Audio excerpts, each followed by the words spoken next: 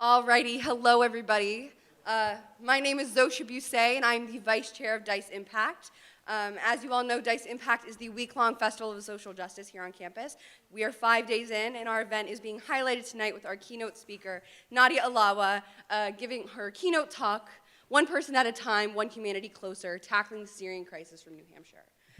So just to get us started, as I said, this event is part of DEIS Impact Festival of Social Justice. And in the sign-in sheet, when you got in and you signed in, you will be entered into a raffle. Once you'll be sent a survey in your email. Once you fill it out, you'll be entered into a raffle to win cool prizes related to our keynote and related to other events. And the more DEIS Impact events you go to, the more raffle entries you get, and the better your chances are to win. So tonight we will have Nadia speaking, but before that we will have remarks from Lisa Lynch, our provost. We will have Jacob Edelman, the student union president, as well as Yi Wu, the chair of DEIS Impact, to introduce Nadia. So without further ado, let me welcome Lisa Lynch to the podium to give a little bit of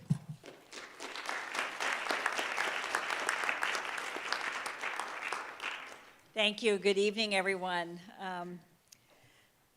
As Provost, it's my distinct honor to welcome all of you on behalf of Brandeis University to the 7th annual, can we believe it's 7 years?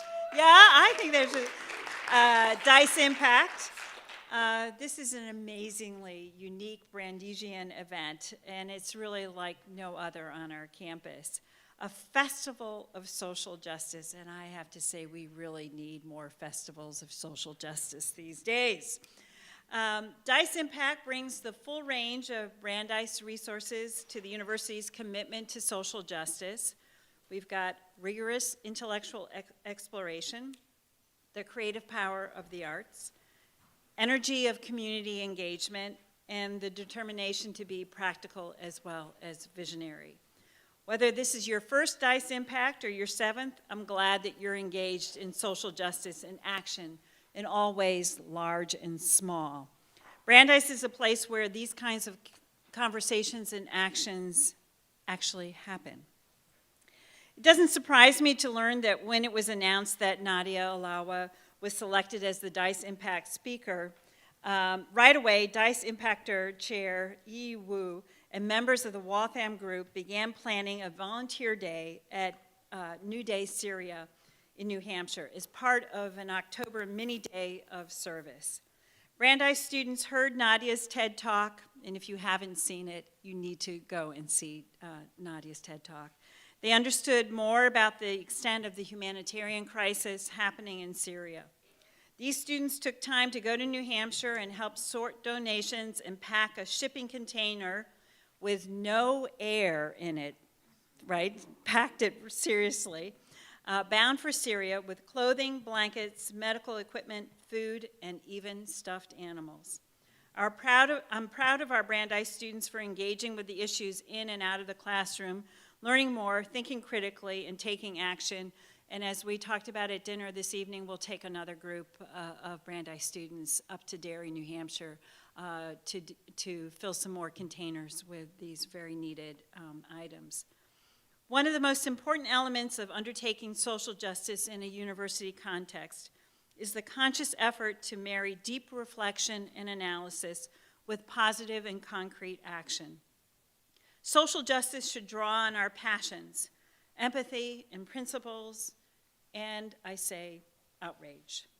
But it should also be undertaken with the attitude of rigorous self-examination and humility, always conscious that good intentions are no guarantee of doing good. For this reason, Brandeis students are asking hard questions like, should we all have a common definition of social justice, or can we agree to disagree about its meaning? What should I do if I think someone is using the rhetoric of social justice to advance a position I think is counterproductive or even harmful? That is, if we agree to disagree about its meaning, what if my social justice comes in conflict with your social justice? There are many more questions that need to be asked in the context of social justice, and that's one of the things that I love about this university is that there will never be an end to this debate and discussion about what is social justice. And I'm sure that all of you will continue to have these debates not only here at Brandeis, but beyond your Brandeis experience. Debates and differing viewpoints are a big part of the discussion about social justice. I just hope as you engage with those around you on issues of importance to you, that you may find yourself disagreeing with them, that you always leave the door open for further debate, discussion, clarification, and most importantly, reflection. Whether it's the humanitarian crisis in Syria or any of the other social injustice issues tackled in the 34 events of DEIS Impact or the 5 open classes during the DEIS Impact College, we invite you to listen, learn, think, and act.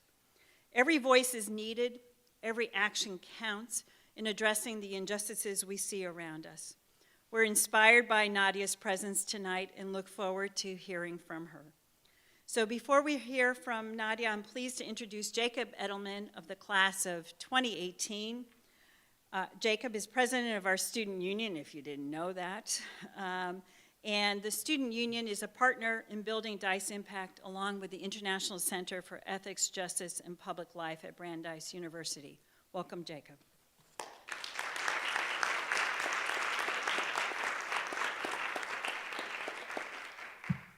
Thank you, Provost Lynch, for giving us a lot to think about. It's something that I think every undergraduate at Brandeis, at least, that I can speak to, thinks about quite a lot over their 4 years here. And thank you, Nadia, so much for joining us here at Brandeis in your time here. And I hope that the snow doesn't cause too much difficulty over the next period of time. So there are many terms which get tossed around, which bring up topics of, when bringing up topics of social justice in colleges, and I don't think that escapes any of us. The term that I don't think gets applied enough is celebrate. We celebrate at Brandeis for many reasons. In our buildings, we celebrate students and faculty who work together so closely on research that papers are co-authored in the lives of strangers can be made better. In our ears, we celebrate students who produce outstanding podcasts that go on to win awards and change the conversations surrounding everything from human rights to scientific trends. In our dorm rooms, we graph out plans to better educate our peers on topics ranging from personal finance to the Asian American and Pacific Islander experience. And all across our campus, we celebrate living by the quote of our namesake, "Neutrality is at times a graver sin than belligerence." This is the spirit of Brandeis. Through academics and expression, through culture and creativity, through activity and activism, we live and breathe social justice. So this week, we celebrate rejecting the label of social justice war and embrace the idea that social justice is essential and more than worthy of a festival. Years ago, Student Union President Herbie Rosen introduced the DEIS Impact Festival by stating, "I never saw a school so enthralled with social justice as I did on this campus. We as students need to learn to own the term social justice. It is not every day that a university as young as we are, as small as we are, climbs the rankings as one of America's top schools, translating the great Supreme Court Justice's life and legacy to a commitment to make an impact." He continued, "DEIS Impact is a time where we recognize, question, and discuss the unexplainable institutional love we have here at Brandeis for local action." And I would say that we own it, and that nights like tonight and weeks like this week prove that we will continue to own it. And now I would like to introduce DEIS Impactor Yi Wu, who will give an introduction to our keynote presenter.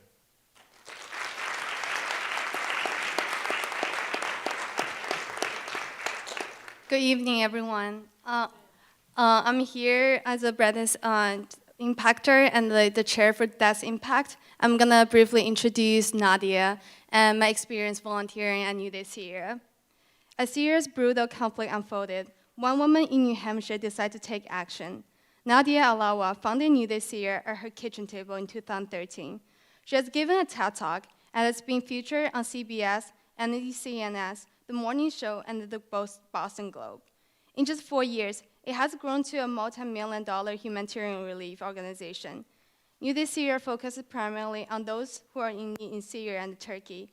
It helps people rebuild their lives through work opportunities, social business, and self-sustainability programs for women, along with supporting schools. NuDay Syria sends 40-foot shipping containers of donations monthly from New Hampshire to northern Syria and the refugee camps in Turkey. It focuses on aiding widows' children with a special interest in empowering women to be self-reliant. Thanks to support from Wathen Group and DEIS Impact, and a huge thanks to all members from Brand Stand. Many community members like me got opportunities to volunteer at NuDay Syria warehouse. Our volunteering work with NuDay started from last summer. Before the first time I went to NuDay Syria, I never envisioned Nadia, as the CEO of this multi-million-dollar humanitarian relief organization, to be the most dedicated volunteer there, sweating and carrying all these boxes on herself, led the entire group on her own, and to be the one who there makes sure every volunteer has a hot meal to eat and water to drink. That's the thing that Nadia impresses me most, that she's really there operating and supporting her organization by her own hands. I cannot remember how many times I watched her powerful TED Talk, and every time I learned something new from it. There's a part that strikes me the most when she said, "I cry, then I stopped crying, and everything changed. I became angry and decided to become catalyst for change. I no longer wanted to be a bystander. Whatever inhibitions I had, whatever the fear I had, they were gone. It became my mission to bridge the gap between Americans who feel helpless, like myself, and Syria, and mothers and children who so desperately needed us to care. I sat at rallies, I spoke to officials, I talked to the people on the street, as well as on the media. The things I never thought I would do, I did it because I had to do." With this quote in mind, I want to remind all of us that human catastrophes and the refugee crisis are worldwide. There are 5.6 million people who are forcibly displaced internally and externally worldwide, and among which 22.5 million are refugees, with hundreds of human stories heard and unheard.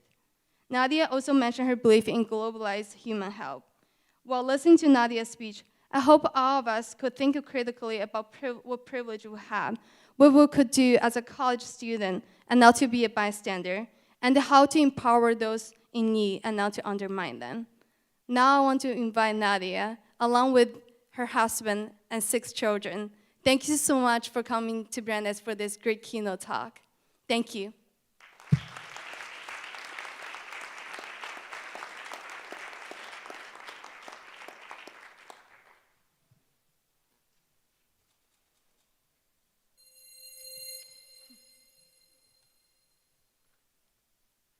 My name is Nadia Alawa. I'm the second oldest of my 7 siblings, and today I want to share with you who my mother Nadia is. My mom is the founder and CEO of NuDay Syria, an NGO working to better the lives of Syrian mothers and children affected by the current humanitarian crisis. Born and raised in Denmark, my mom has never actually lived in Syria. She grew up very Danish, but with a strong sense of globalness and of a whole world being one humanity. We want to help other people that have no means to move. And in 90% of the cases of the people we help, it is women and children. And many of the children are orphans, which means many of the women are widows. They really don't have anybody. And when you hear what they need and how desperate they are and what's going on, it's like you can't stop, you know. My mom's self-initiative and determination shines through in her refusal to be a bystander.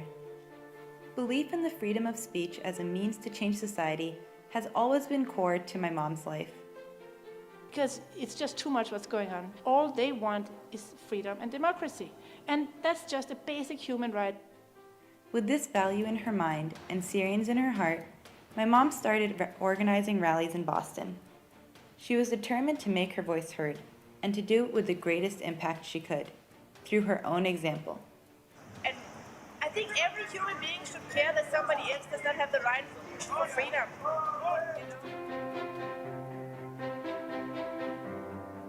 The past couple of years have been hard as the conflict in Syria hit closer and closer to home. One such tragedy was the loss of James Foley in August 2014. With the tragic news of his passing, my mom did not hesitate, immediately organizing a vigil in honor of James that not only paid homage to his life and his memory, but also denounced the horrific acts of a terrorist group. NuDay Syria is currently renovating camps in Jisr al-Shaghur, where hundreds of Syrians have fled. Those living in besieged areas with little other aid are given relief through our crops and livestock initiatives. These unique and courageous projects provide Syrians with the necessary items to begin and maintain agricultural initiatives. What we do is that we actually engage the community here in the United States where we work, and we have a diverse group of people. We build bridges and we let people know, the recipients, the mothers and children and families in general inside, that people care on the outside. People, they care so strongly and deeply that they are taking their children's items, toys or donations, money, their grocery money, and they're donating this and they're sending to you guys. And then we try to get that message out that people know inside Syria that others care, and they might not be able to solve the political situation, but in the end, being able to give a little child a stuffed animal, or saving someone, a mother she needs to deliver, or having a child go to school, that's what brings hope. And if you can basically bring hope to one family, one child in a family, the whole family will know that people care on the outside. And that's what's going to, from day one, we knew this, that we would have different forces inside Syria, but bringing hope was going to overtake all the badness and all the ugliness, because hope is really the strongest feeling there is.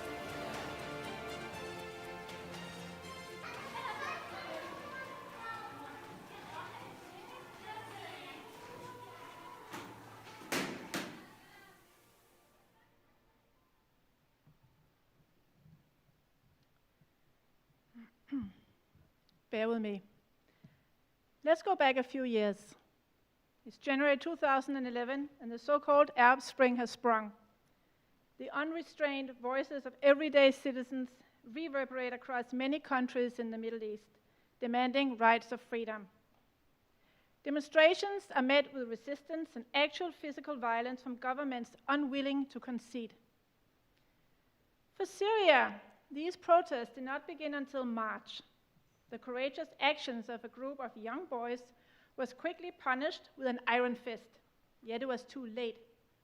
The writing was already on the wall, literally speaking. A buzzing sense of revolution was in the air, a cry for democracy. Syria found itself out on the streets, assembling against oppression and hatred, advocating for their rights to freedom, liberty, and dignity.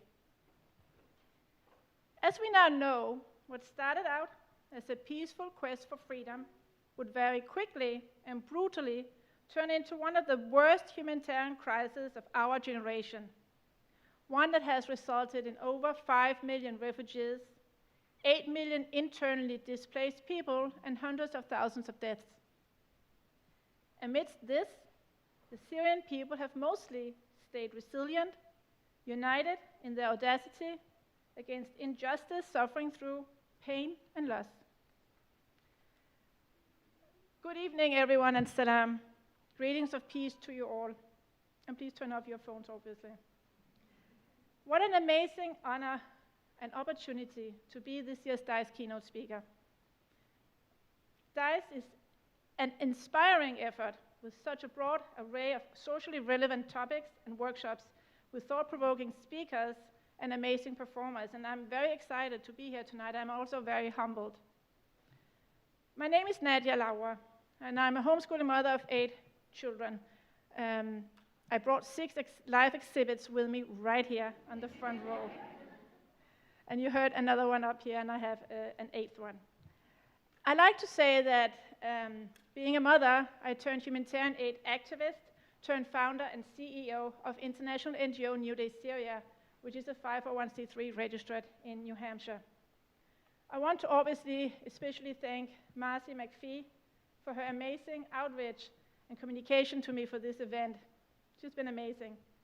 I want to give a shout out to Yi who has been instrumental in creating an actual bond between NuDay Syria and many of you amazing students here at Brandeis. Thank you to everyone for coming out here tonight.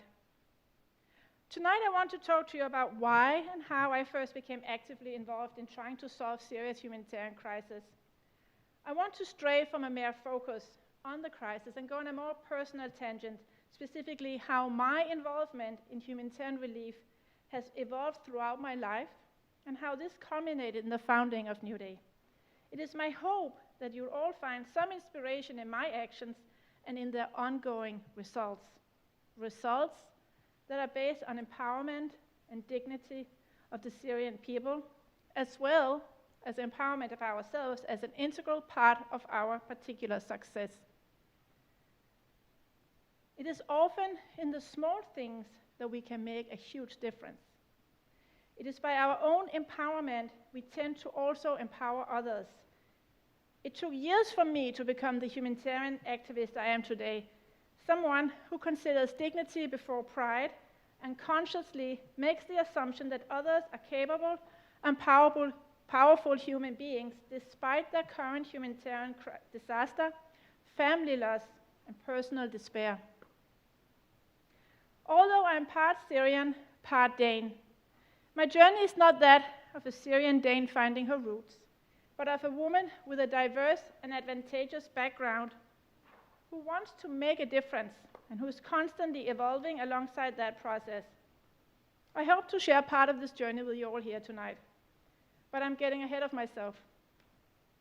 Let's start again. Back in March 2011, in Daraa, Syria, a few young boys spray-painted some graffiti on the walls of their school, proclaiming a desire to practice democracy, vocalizing the words of the majority, "Your turn has come, doctor."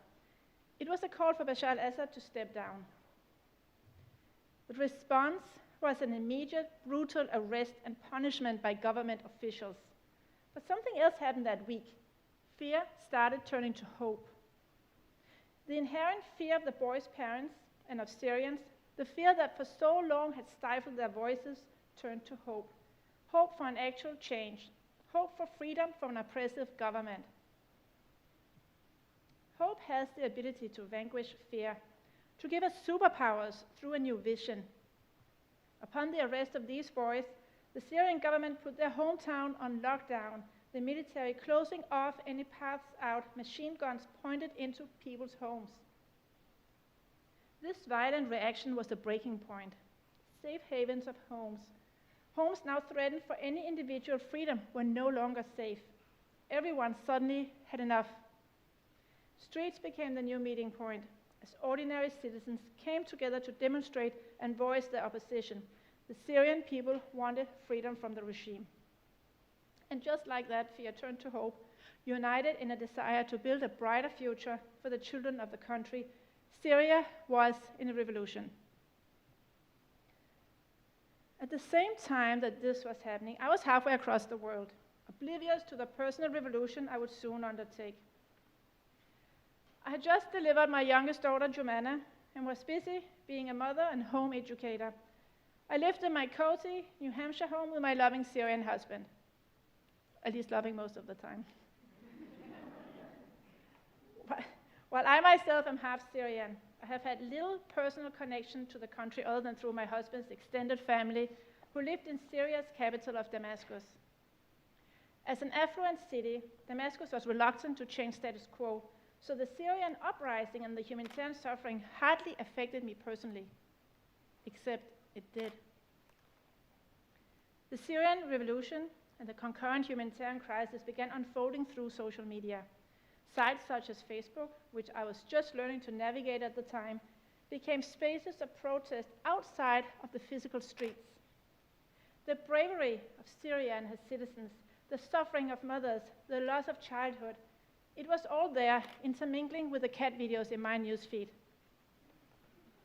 I was passively observing the demonstrations in Daraa or Homs as words were met with bullets from Syrian soldiers. Watching. I saw the suffering of mothers, unable to breastfeed their infants out of stress. And I saw the young children now living in towns besieged by the government, deprived of basic food and water. The The images kept me up at night and haunted me during the day. My quest for constant news on Syria's demonstrations and the deprivation of people later pushed me to join one of the solidarity rallies in Boston. Prior to this gathering, I had only ever attended one demonstration for fun as a teenager in Denmark. Standing in Boston streets, walking along a few hundred people united in a desire to do something, to vocalize their condemnation of the Syrian government's actions, I realized I had never fully practiced my freedoms in the traditional sense. I was born and raised in Denmark, a democratic country. We grew up knowing that democracy was vital, but I had never actually practiced the most democratic of all actions. I had never cast a vote. By the time I was of voting age, I was off to Japan with my new husband. It's the same husband. And then I moved to the States where I did not have voting rights, and it had never occurred to me in 25 years to cast an absentee vote as a Danish citizen. I had never voted as an adult, a fact I regret, since democracy is nothing if we do not practice. Standing there in the Boston rally, I realized that it was weird, hypocritical almost, to be rallying for the freedom and democracy of Syrians without ever having reflected and acted on these rights myself. Yet as I stood there, I realized also, democracy to me is not simply an act. It is a process of recognition and thought, one that has been instilled in me from the moment I was able to speak. From a young age, I made the decision to never live in a cocoon. I didn't need one to make me feel safe. On the contrary, I felt claustrophobic about any such idea. The whole world was of concern to me. I refused to follow the rules unless I had reasoned them out myself. As a well-read and independent student, I was not afraid to challenge viewpoints in class. I quickly picked apart arguments, rebutting with opinions that were fully and thoroughly my own. I was respectful and constructive, but provocative as well.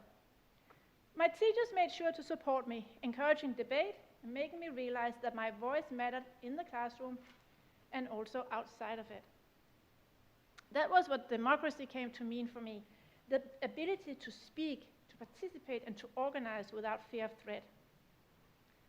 At 13, I voiced my concern with the starvation that was happening in the so-called big continent of Africa. The United Support of Artists for Africa had just released music for the cause. You may remember We Are the World, or It's Christmas Time. For my teenage self, the songs were mind-blowing. All of these artists were calling me, calling us, to do something for the entirety of Africa. I absolutely had to do something. Sensing a call to action, I began to consider the many ways I could help. Since I could not send my leftovers, and thank God I never tried, I decided to start a money collection. I rallied my classmates and teachers, and together we went door to door, asking for change. Just 2 weeks later, I had collected $1 million. Well, at least it felt like $1 million. In reality, it was $300, but to me, it felt like I had solved the problem. Although I never saw the impact of my involvement, and it's obvious that it was minimal, I was on top of the world. I then resumed my teenage life with a sure feeling that I had done some part. Fast forward to when my first child is born. At 20 years old, I was aware that I was young, but building my own family was all I really wanted, and no obstacles of convention or societal expectations would prevent me from doing that. I knew it was perceived as uncool. I was the product of 70s feminism after all. Back then, feminism meant that there was one way of being a quote-unquote empowered woman. Being an at-home mother was frowned upon. A good feminist was expected to join the formal workforce. No room was made for choice. This is a huge turn from intersectional feminism today, which understands women as independent actors from all spaces of backgrounds. Women are encouraged at any choice they make. We are free agents allied together for positive change. My husband and I had moved to Japan for a PhD opportunity he had, while I started my bachelor's from Copenhagen University. Not speaking the new language very well was often isolating, so I sought mutual comfort through fellow English speakers who came from across the world. Bosnia was unfolding. and a fire in me was simmering. Bosnia was different to me than the hunger issue. All of a sudden, I saw women who looked like me being dehumanized and systematically raped by their landsmen. Young boys, who could be my sons, were being killed, and men murdered for no reason other than their religion and ethnicity. The genocide was eating away at my soul. I remember feeling helpless at that time, as well as protective of my own new family and the responsibility I felt as a mother to my children. What could I possibly do that would make a difference? I knew I had to do something to make my statement in the conflict. So I did my activism the only way I felt I could. I severed ties with my English-speaking Croatian friend. It might seem silly, but for me at the time it was a deep sacrifice. By ending this friendship, I was personally taking a stand against her many statements in support of the actions of Serbian perpetrators, the brutal violators and murderers of Bosnians. While dialogue was and remains something I held dear, I'm an adamant believer that actively condoning the aggressions of a group based on race, religion, ethnicity, or other identities is a deal breaker. I would rather be alone in a strange country than drink tea with someone whose values were entirely counter to my basic humanitarian principles. My dedication to Bosnia did not end there. A few years later, our small family moved to the United States, and an intensely hectic year unfolded. I was finishing my undergraduate degree and immersing 3 young children into a new culture and language, all while, you probably guessed it, I was pregnant, this time with baby number 4. Bosnia was still in the news, but now I was living in a small town, upstate New York, and language was no longer a barrier. Bosnian refugees lived in the area and were adjusting to their new lives as Americans. I spent that first year here in the US collecting donations and sending funds for Bosnia via a huge international organization that could barely be bothered to talk to me, a nondescript supporter and donor. I've never felt a connection to any big NGO. I don't even know if my $300 for Africa or the few $1,000s collected for Bosnia ever made its way out of the US. It likely didn't. My efforts were self-serving. They let me sleep at night. At the same time, it was my first foray into testing my power as a member of humanity and to take a stand against being a silent observer. I want to make a distinction between activism for the self and activism for humanity. The two are not necessarily exclusive of each other, but activism for humanity considers the beneficiaries on a more equal level rather than as someone at the top doling out aid and advice to others below them. I felt very selfish during some of the earlier years. I was occupied with creating the perfect childhood for my children, but still, an emptiness presided within me that was momentarily filled with my acts to help. Although we were not yet fully fledged US citizens, my husband and I were able to enjoy the benefits of an elected democracy without any major strings attached. I felt as though I was taking, not actively participating, and being part of a broader solution. My collections for Bosnia were a feel-good remedy, but even in doing so, I knew there was something more. I wanted to engage, not for myself only, but for the greater humanity, for people who were not unempowered per se, but who were in the wrong place at the wrong time. Slowly testing the waters, I was learning more about my independence and influence as a thinker and actor besides my identity as a mother. It was difficult for me to envision a role for myself outside of my carefully crafted family, especially in how I would change the world, or could change the world. What I was lacking was a sense of an actual personal calling that was as strong as that of wanting to be a mother, something else that would make me feel as empowered and enabling of others. The sense of organically growing up empowered is something that is beautiful and unique to the core of America. Americans are shapers and builders coming together for a united, equal society. We are grounded in the concept of voluntarism and of being part of building our community and our world. Each and every voice counts, whether that be expressed through a political rally, participating in a school meeting, or even through simple conversations.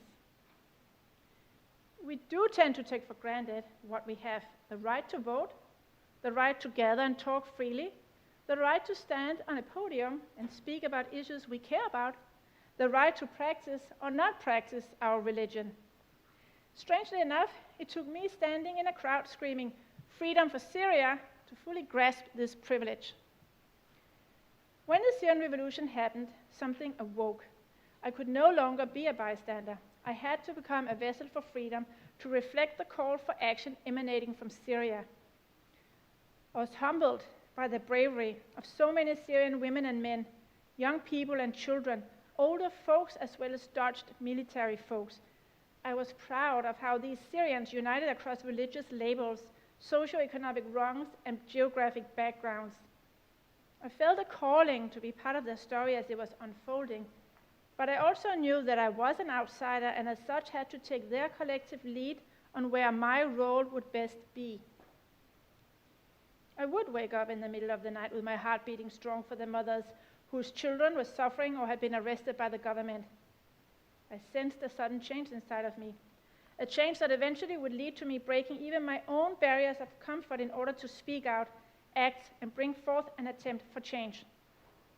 I felt an emerging calling, a need to be a tool for the mothers and children whose lives were being shattered and changed so drastically by this quest for free thought.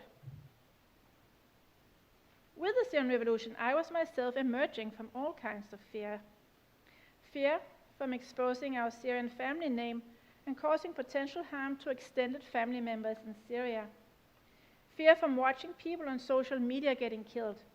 The option of looking away seemed to no longer apply as the suffering was real and increasing day by day. More difficult, though, were the fears related to myself, but somewhere along the lines, these fears no longer seemed to matter. The strongest personal challenge to overcome for me was the fear that I would endanger my capacity of being an active mother to my children. I used to ponder whether or not I would stop my car on the highway if I saw someone in need of help. And I knew that the answer would be capital N for no. There was no way I would risk my own life if I could help it to save someone else's. I was a mother and my children needed me. When Syria happened, a subtle shift occurred. Watching children in need, wounded or even dead children, my view of motherhood expanded dramatically. We're not always in charge of what happens to us, but we are responsible for our choices. While my 8 children only have one biological mother, that mother was starting to sympathize so strongly with the mothers of Syria that the Syrian children became a very intricate part of our own nuclear family. My role as a mother was as important as the role of any Syrian mother. We all love our children, and we all want to protect them and keep them safe, if we can help it. This change in perception of my importance as a mother has been profound. I'm not willing to carelessly put myself in harm's way, but I will carefully stop my car if anyone is in need on the highway. The humanity of my children and that of others has been put into perspective for me, and it has enriched and humbled me and my family in so many ways. The bond of motherhood extends across the ocean to Syria, and I think many people start to feel that way as they hear and know more about Syria. Our humanity is one, and the concept is really so simple. So for me, there I was in 2012, no longer that afraid, awakened. The natural next step, of course, make a nonprofit. That's an oversimplification, to say the least, and it would be a year of deliberate and planned humanitarian efforts before NuDay Syria was founded in a matter of days. In the end, it felt like everything I had ever done, all led up to that day in February 2013, when I woke up with a motto and knew exactly what our mission would be: to empower and aid mothers and children inside their homeland with dignity. Founding an organization was never a romantic dream of mine. On the contrary, when I became an active humanitarian activist, I initially wanted to focus on what I found myself doing amazingly well: gather people for a cause, encourage them to donate and to get outreach and support for Syria's mothers and children, while at the same time posting enough photos and updates on social media so that we all felt connected to the humanitarian process of helping and creating change. I called myself a freelance humanitarian activist because I really did think that I could continue my efforts via other established organizations. What unfolded was a lot different, though, and it slowly became apparent to me that many organizations, even the well-meaning ones, have a very intricate bureaucracy and lack of transparency. As a woman, I was met with many male peers from various organizations who felt the need to prove their male superiority by belittling me and my volunteerism while at the same time benefiting from my tireless efforts and using the network I was creating for aid and projects in Syria. By the end of 2012, I had my own robust network in Syria, built cautiously and slowly via local contacts and the spider web that is the Syrian opposition and personal contacts. My networks have never been founded in cyberspace, nor would I ever recommend such a method. Nor have my networks been built in an office with sophisticated and degreed outsiders using fancy words and creating non-personally vetted contacts inside war zones. All NuDay Syria contacts are triple vetted independently by multiple people I trust and who have proven themselves. We work closely with the local councils in Syria, but never let anyone dictate to us who should or should not work or how to run things. We make an effort to keep open lines of communication. Through our local coordinators who work out of our field offices, we have the opportunity to hear from the people that benefit from our work and get their feedback and needs firsthand. As a mother and woman, I'm relentless in what I require of my staff. They need to value humanity, transparency, be multitaskers and critical thinkers, always speak the truth, and be brave enough to question intent and purpose, even within the organization as appropriate. We do not tolerate sexism outside of the basic cultural norms, and our staff and recipients know that. We have created a space that is safe enough for our mothers in Syria to come to us with complaints of even sexual harassment, something that is not tolerated by any measurements. We have acted immediately and removed harassers, and we have also modified our internal and staff policies to increase awareness and space around the safety of women. This issue was certainly not part of the NGO plan, but as a woman running the show, so to speak, the last we need is a show of empty values and words. Many of you here know about NuDay Syria from our humanitarian aid containers. I like to call them our vessels of love and hope. I've seen many of you in container action during one of NuDay's volunteer days, and as often happens with our volunteers, you come out, work tirelessly and independently on sorting and packing, and leave feeling utterly exhausted but so inspired. A month or two after each container, photos are posted on social media of the items arriving to Syria, and every once in a while we get to laugh over a familiar toy or some child wearing a funny-looking jacket we remember sorting. It was these containers that lay the part of the very foundation of the formal organization NuDay. People were in love with the grassroots and personal style of NuDay Syria, and this sense of feeling connected is something that has been vital to me. I've never wanted to be a big NGO for the sake of being big. Growth had to be organic and from the ground up, not top down. Even at the start of NuDay, I was reluctant. Running a nonprofit, especially at the scale of NuDay Syria, is a lot of work. And with all the other organizations working in Syria, I was hopeful of collaborating with them. However, as NuDay progressed, it became obvious that we were going to be our own change maker, with me in the driver's seat, for now at least, and with like-minded people supporting us, working alongside Syrian people as equal agents, not as delegates of aid and charity. We are firmly in charge of the program development and distribution process, and we run NuDay as a formal nonprofit organization and all that entails. But at the same time, we see our Syrian staff members as our partners, not as our subordinates. The so-called beneficiaries that are the recipients of our work are considered our dignified peers and working towards the goal of empowerment rather than charity as an integral part of us all. It's not my goal to pat you all on the back and say, go start your own nonprofit when you see a conflict, because let's be honest, that's hardly a solution. Instead, it is my goal to have you question the humanitarian process and become more critical of how such organizations work. Namely, how is the beneficiary and the organization culture? Is it a pyramid structure? Is it a group of better knowers saving the lesser knowers, or what? This distinction between giver and receiver is one that is blurred at NuDay. Working with Syrians on the ground to shape our activities means that NuDay is the combined effort of Syrians and Americans. We do not merely provide aid to people in need. We know that the people inside Syria who have been affected by the crisis could be anyone. Syrians are not disempowered. On the contrary, they are the epitome of courage, standing strongly by their beliefs and recognizing that they have the ability to change their country. We are simply trying to be their outside partners in their own internal process. NuDay Syria is well known for our fast action to impact change, for our minute requirements for documentation of many kinds, and for not allowing male dominance issues to thrive. Our mission is specifically to empower and aid mothers and children inside Syria with dignity. As such, we have not chosen an easy task. We never take the easy way out. Instead, we want to make a difference where it is felt the most. We are willing to jump the highest if it means that a mother or her children feel better about themselves and have gained hope and confidence, and not just a physical bag of clothes or a food basket.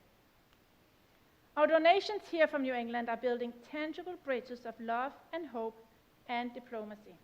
10 years from now, no matter the political or military solution in Syria, we will have all these beautiful grown Syrian children who will attest to having gotten a stuffed animal from someone in the US, or who survived winter with sleeping bags they received from NuDay Syria.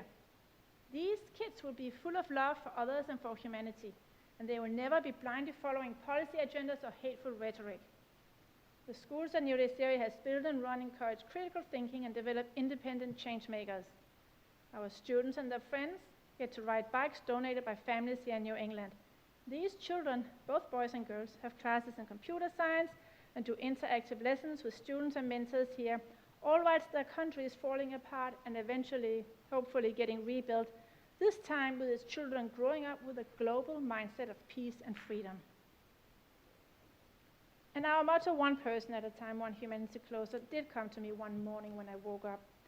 It represents what the organization means to me, an awareness that any person, be it me, you, my neighbor, can be a catalyst for change, bringing together all people for a greater cause, even across differences. My children used to tell me that it sounded cheesy and fun. But what is actually fun is that today they see the motto in action and feel it to their bones. Whether my kids are helping out or playing at a container day or join me for a presentation in a church or temple, they see and feel their own and others' humanity. My kids see all these people from all walks of life here in America come out to find a way to help others in need in a country that might seem so far away, yet it is not. My 7-year-old daughter, Jumana, has grown up watching us extend a hand for Syrian children, and she will herself, on a regular basis, go through her stuffed animals and clothes and select the items she's no longer really using and instead wants to share with friends in Syria. She likes to share because these kids are her friends, or could be, were circumstances different.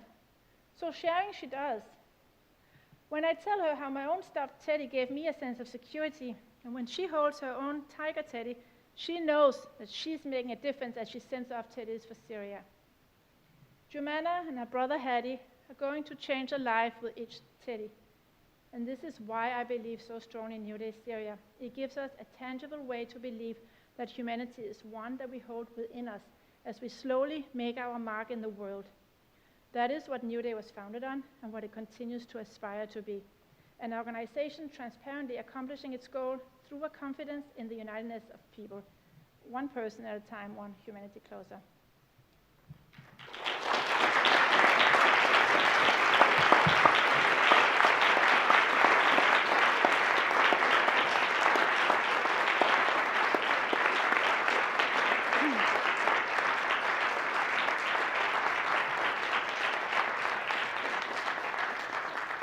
So what I hear is that we are now doing Q&A.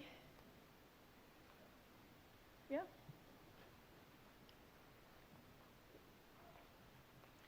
So if you have a question, raise your hand, and I think we have 2 volunteers with microphones.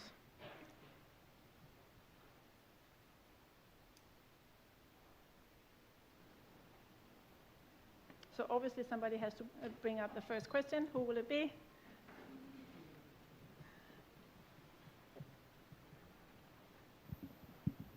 What were some of the challenges that you encountered when you were starting your NGO?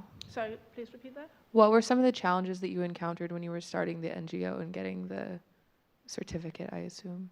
Some of the challenges, what were some of the challenges? Sitting long enough to read all the formalities of how to start a nonprofit and filing that, because there were other things that were more interesting and fun to do, was some of the challenges. So the fun part of starting the organization was that I had been part of some other organizations prior to starting NuDay Syria, and I also had been recruited for other organizations, and I knew that we did not have time for a lot of talk, and then I had a lot of support from the people that initially were my board. So we just started running.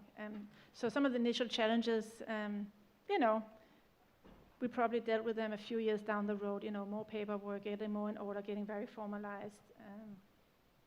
So that is a challenge because it's not so much fun maybe, but then you start to develop different sides of yourself that you didn't know. So, yeah. Yeah, we have a question over here.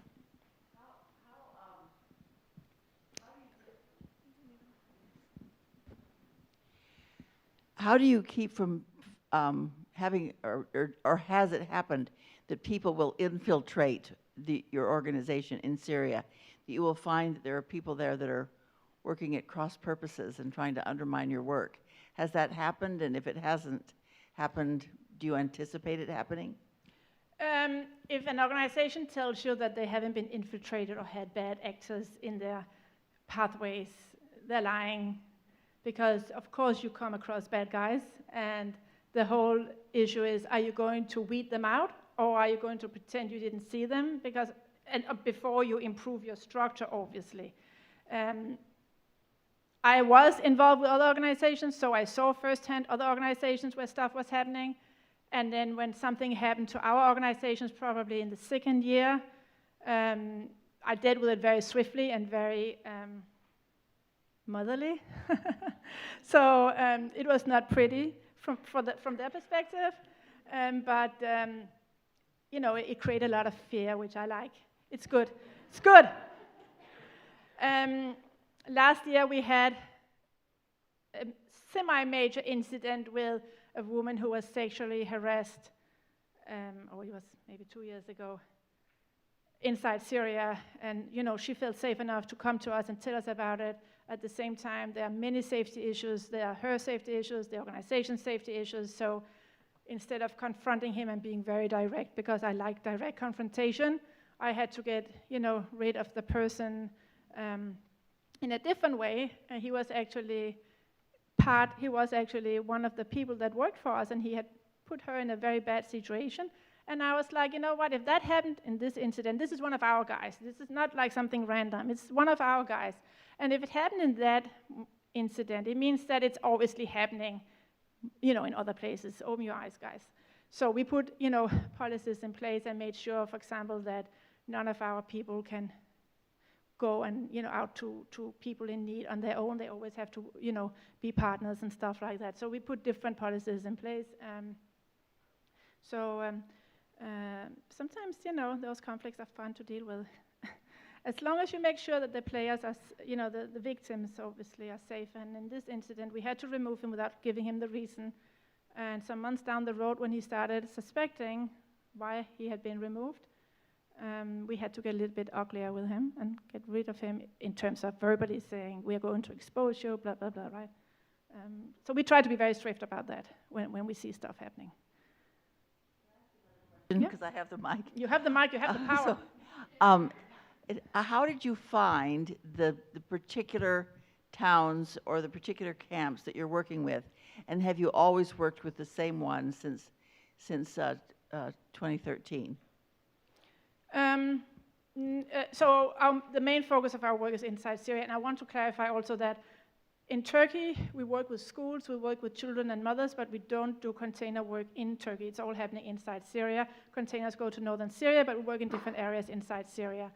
Right now, we're pretty much in the same areas, but for example, in 2013, we were the first organization to go to eastern Syria in the area that's now Raqqa, I mean, that's Raqqa that you have known in the news about that belong, was taken over by ISIS, for example. Before there was ISIS, there were people in need. So we were working there, and that has been an area where we pulled out completely. When ISIS started moving towards the area, we were told that they'll be gone in a month. We're going to the opposition is going to defeat them. So we put a container, for example, in storage, actually. We had a container earmarked for that area. And then when ISIS took over the area, we were like, we just have to move out of that area. We're not going to be negotiating with these people. Up in northern Syria now, we are in very unstrategic areas. We have moved out of Aleppo, for example, about a year and a half ago. That was obviously hard, but there's some things you have to do because you have a mission, you have an organization. This is not something about being sentimental. This is about reaching as many people in need as possible. So yeah, I mean, we move around, but we move around when we have to, but we have been very, like the areas we're in now in northern Syria and Idlib, very close to the border. We've been there for a while, and we still work in besieged areas near the capital. But of course, we stay flexible and we evaluate all the time.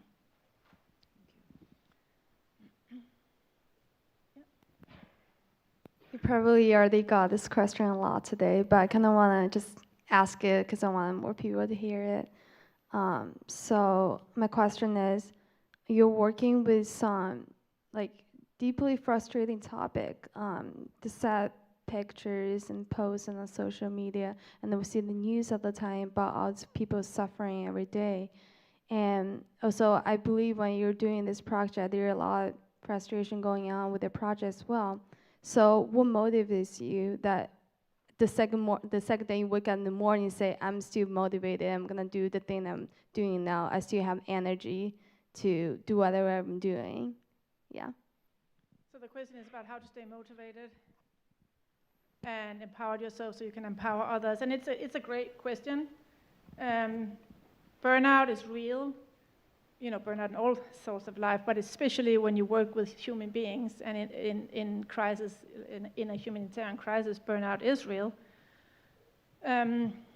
So for me, I try to, in general, the way, when I need to get the news also, I try to get enough news to not deflate completely the way I'm feeling or how I should be feeling in order to be efficient. As you heard from me, at the start from my TED talk, that I watch the news to a degree, but then I don't watch anymore because I have to keep going for others in order to be effective in the mission I'm doing. There are days, and now there are many different kinds of being tired and being burned out and being exhausted. And the way I get re-energized is in particular to take some time out and go look at the work I'm doing. Many of you go look at the pictures. Sometimes I have to take a time out and just sit and enjoy what we do, or remember specific incidents. Sometimes we help, obviously, every month we help thousands of people, but sometimes these people, they get a name and a face.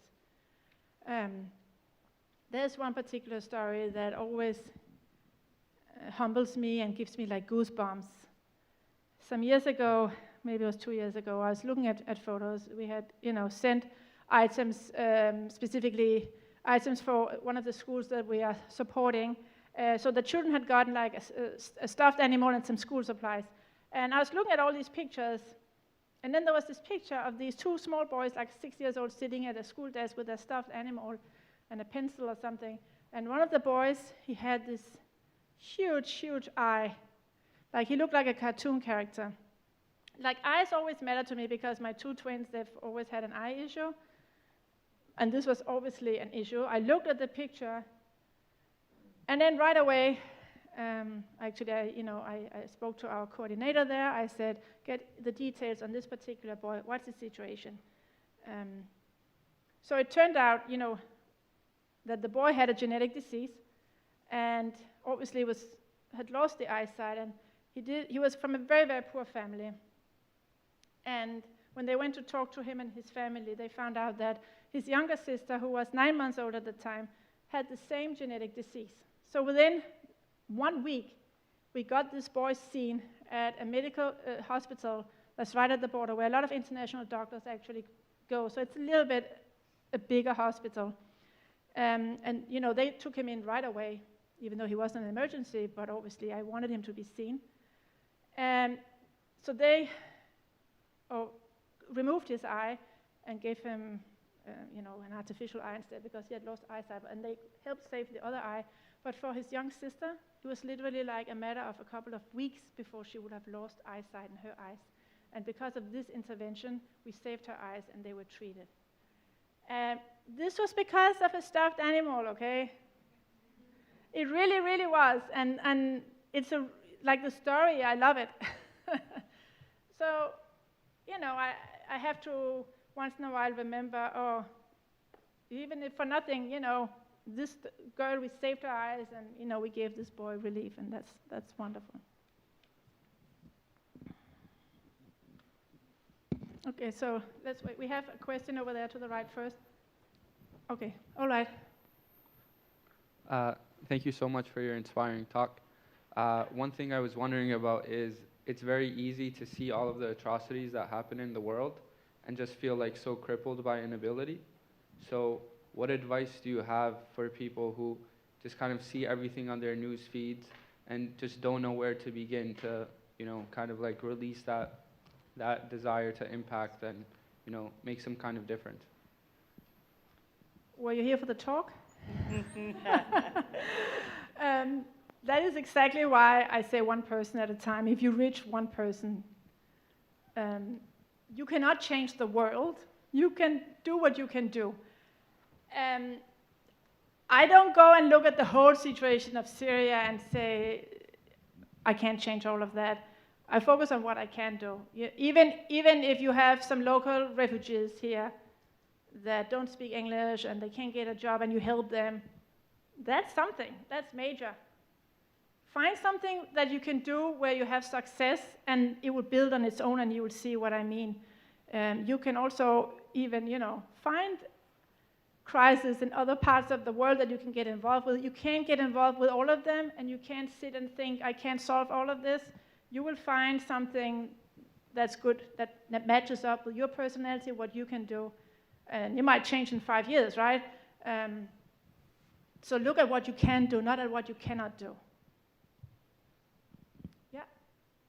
Nadia, I was wondering if you could just tell us a little bit about some of the ways that you're supporting businesses and individuals trying to become self-sufficient in Syria. It just strikes me that the infrastructure is obviously totally decimated. So where do you begin with that? What kind of businesses can be viable in Syria right now? So a lot could be done. We are not right now in the spot where we're having a huge impact in terms of helping businesses start up again. I'm not going to pretend that we're doing all of that, because our focus right now is on the containers and schools and on reaching out as much as we can. But I can give you some examples of what we have done that have been incredible. In the video you saw that they were moving a bulldozer around. We were actually building homes. We built 90 homes in one area. And this is an area that was a mountain ledge, and people were living in tents. And I was like, well, tents and homes is almost the same price, right? But anyway, the short story version is that we ended up building 90 homes and a school and a mosque that's like a community center in this, mountain ledge. And Syrians were able and very, very capable of designing those basic homes, because we didn't have a lot of money, obviously, and of producing the materials inside of Syria and giving all these people work for, I think, 6 months that it took. They were very capable. It was amazing. We have a water tower in Idlib that had been out of function for 5 years. It got bombed, 6 years ago. And it provides running water to people's faucets. You turn on the tap. You don't have to walk with a bucket or send your child. It's in your home. The water turns on. Very, very revolutionary, right? And we renovated, that water tower, and that was also something that they were totally capable of doing, even under these circumstances, going into the ground and, getting whatever they had to do. And then I have a more recent example. This week we've just started a sleeping bag project that we've done different projects where, social business projects, something like that. But they all require, sewing machines or knitting or something not very fancy.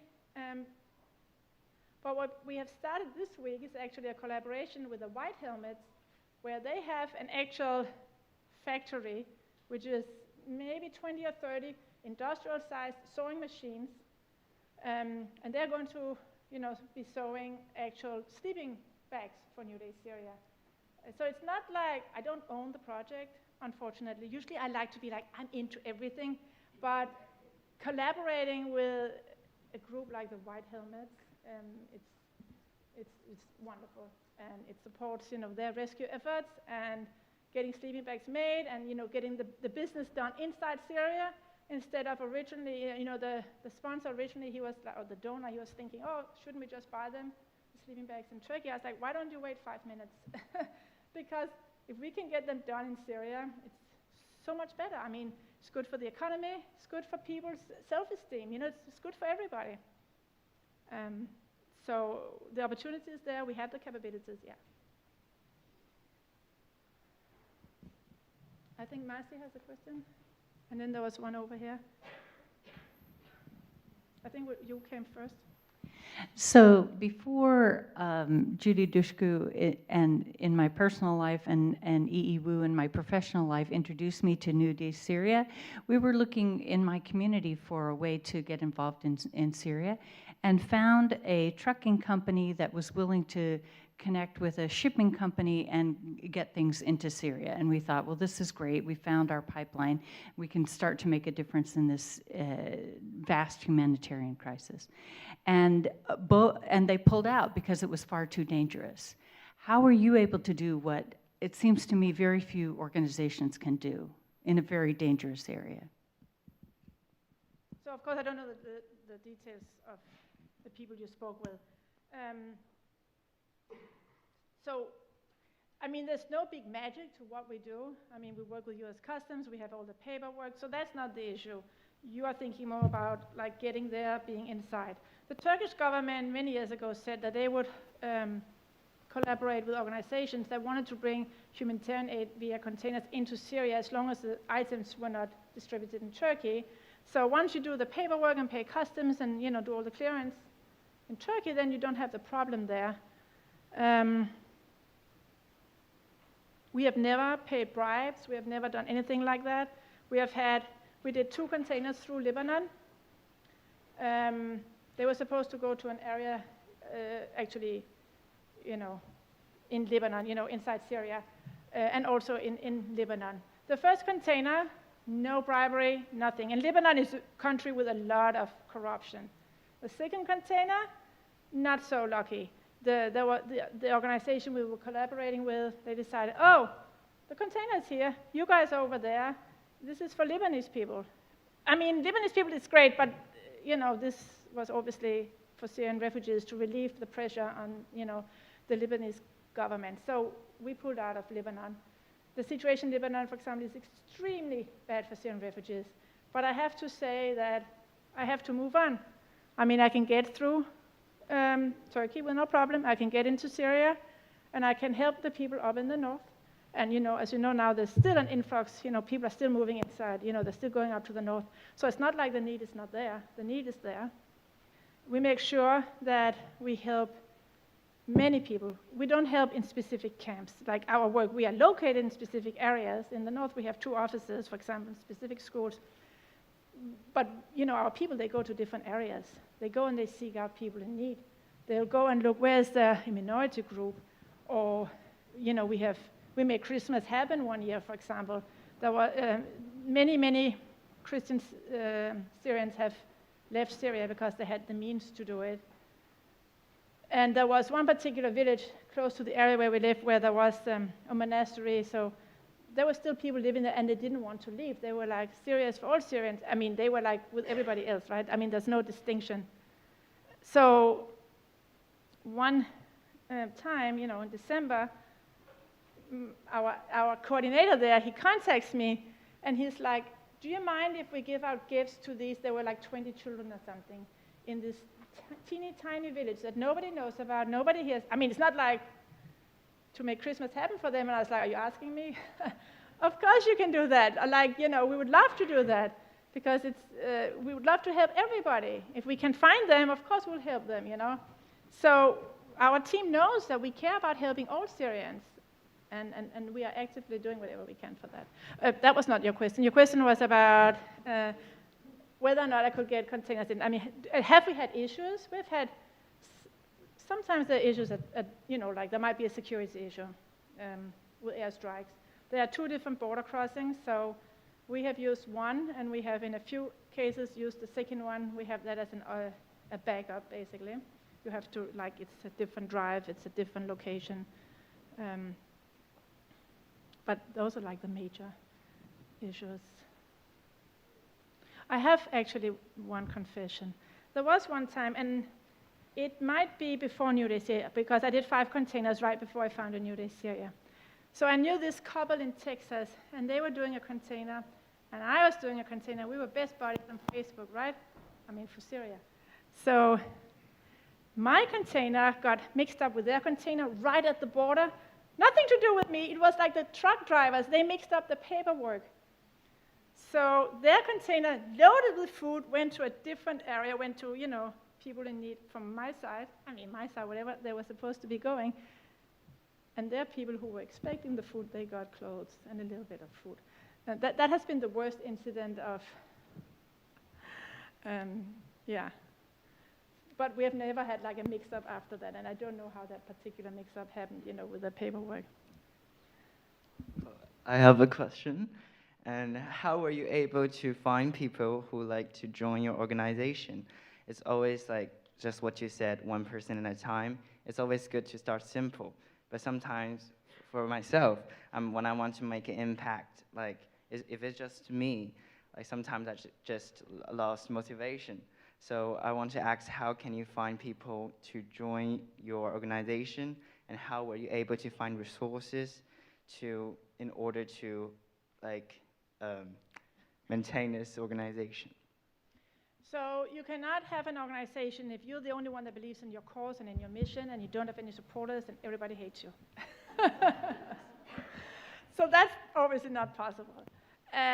So by the time NuDay Syria was founded, I had supporters, I had people who believed in my mission, in the work I was already doing, so it was like an organic thing happening.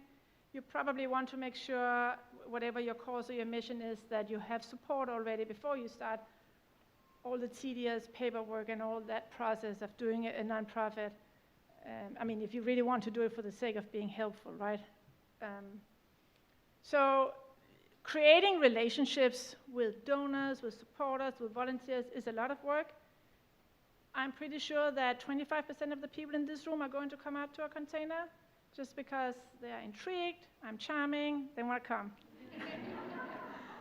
So you do need to be charming, but in the end, when people, they can connect, when they can connect, you know, when you are at a container, or even if you donate for particular things, and then you can go to our Facebook page because our website is outdated. My point is, when you can then see the pictures and the videos, and you feel that there's something, it doesn't have to be fancy because we're not very fancy, then you feel connected. And you want to support more of that, you want to see more of that. That's how you get people to want more and to come back for more and to support you. Well, I do have a few kids and a husband. And then I do meet amazing people, and it becomes like an organic thing. People, they want to help and they want to do, and sometimes people are supporting us for a period of time. We have people that have been with us, in a volunteer role since the start, for example. So it's not really me, it's the mission, it's the cause, it's the outcome they see. Yeah.